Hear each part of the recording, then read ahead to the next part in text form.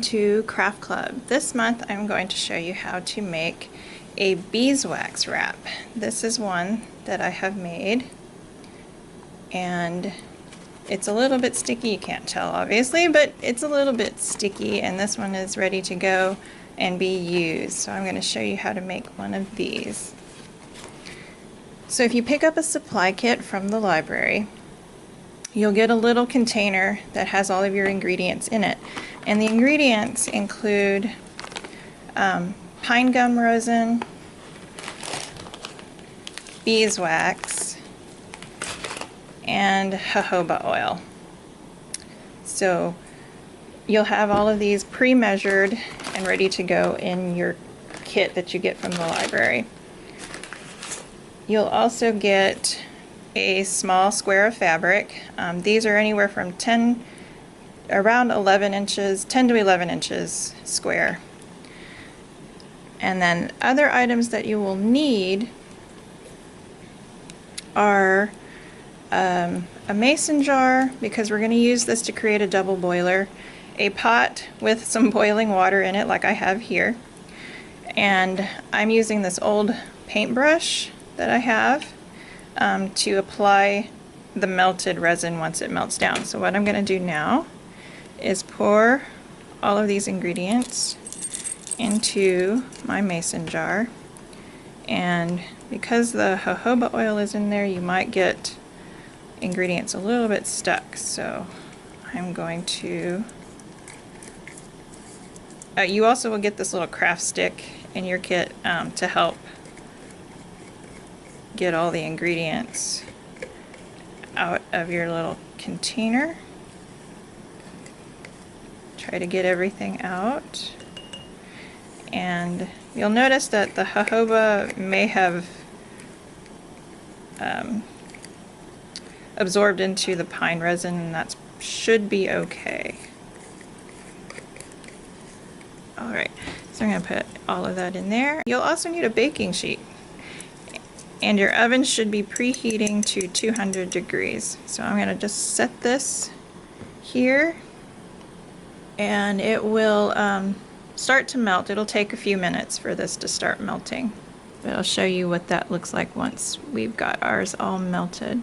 But as I was saying just a moment ago, you'll also need a baking sheet, parchment paper to line the baking sheet, and then you should be preheating your oven to 200 degrees, because this will go into the oven for a couple of minutes. So I'm going to let this sit for a little bit and let it melt.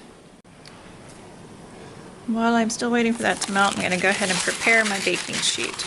I'm going to lay out my parchment paper.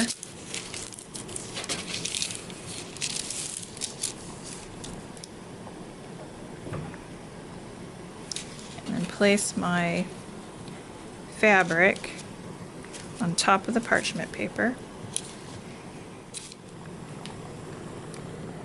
So we're almost there. The beeswax is almost completely melted.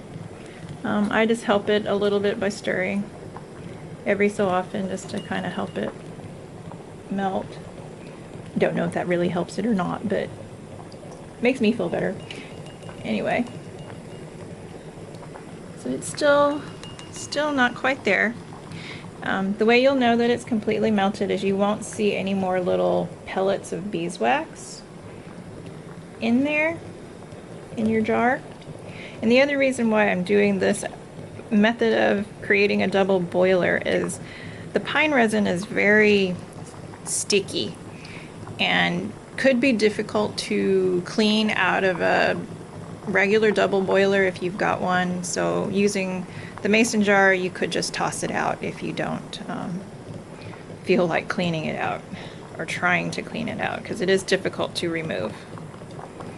It looks like we're about there.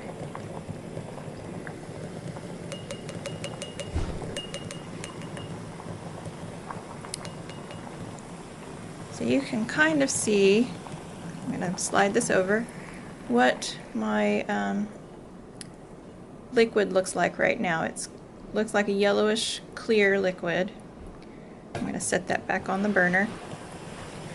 And I like to keep mine in the burner. I'm just going to turn the heat down just a little bit so it's not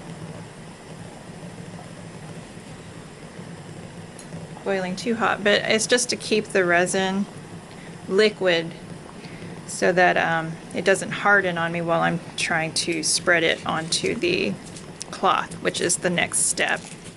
Alright, so I'm just going to take some of my melted beeswax here and just start applying it to the fabric.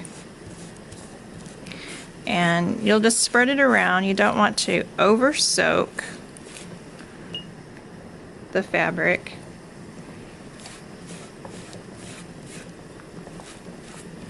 But you want to get enough of it to cover it completely. We can always apply more if there's not enough after melting it in the oven.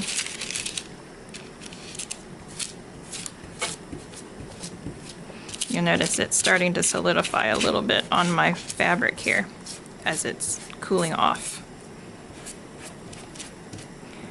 Alright, so I have an oven preheating, and I'm going to place this baking sheet in there, as I said, for 2 minutes. So we will be right back. Alright, so here it is. And now what I'm going to do is just kind of spread this around, beeswax around, to kind of make sure I've got enough on here. It looks like I've got some dry spots, so I'm going to add a little bit more. This is the reason for keeping the jar in the hot water and keeping it hot, but I don't have it boiling anymore. Alright, so this is going to go back in the oven for another 2 minutes. Alright, so I've pulled it back out of the oven and we're going to just take a look at it. I think it's got a good coating. Well, actually maybe a little more for this one. Don't seem to have quite as much on here as there should be. So I'm just going to add a little bit more. If you wanted to make this easier to tell if you've coated it well, you can flip the fabric over so that you see the backside.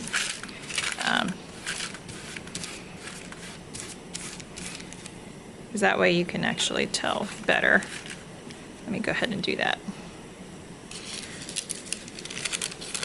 To see that it is getting coated.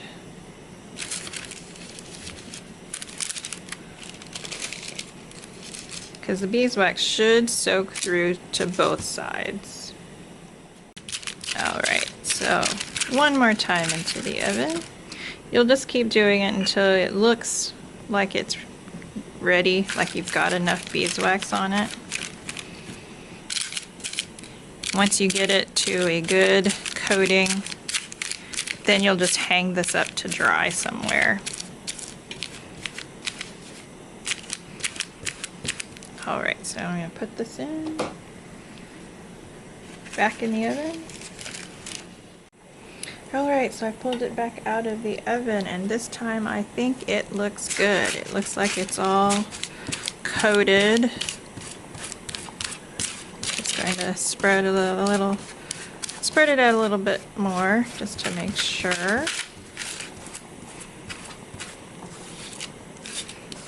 Alright.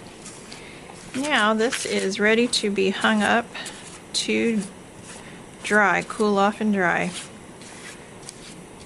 And that is basically all you've got to do to make your own beeswax wraps. So your kit, you'll notice that I still have a little bit of beeswax resin in my jar. So you should have enough to coat 2 pieces of fabric the same size as the one that you have in your kit, about 10 to 11 inches.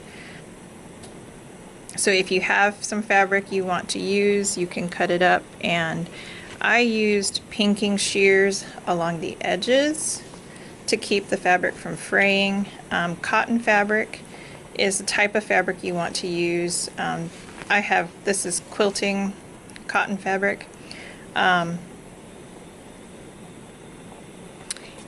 And you could do 2 of these if you'd like with your supplies.